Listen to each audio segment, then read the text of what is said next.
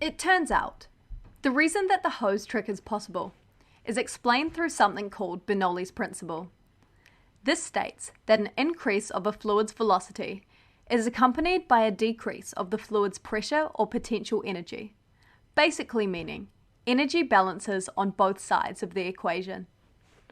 Here we have Bernoulli's equation. Now before you freak out about all of those random letters that we don't recognize, let's pause and break it down.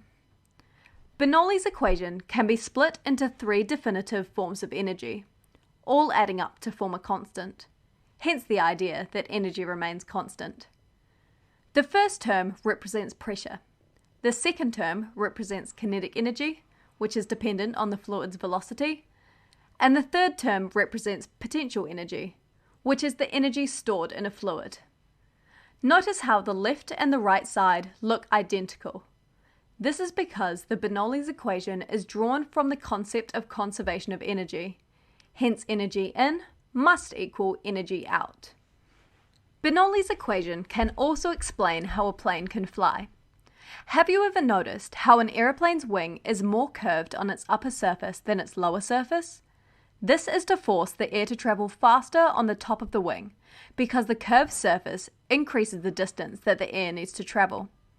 Therefore, since the air on the top and the bottom of the wing need to travel from point A to point B in the same amount of time, the air on the top of the wing is forced to travel faster. According to Bernoulli's equation, this means that the pressure here decreases, creating a region of low pressure on the top of the wing.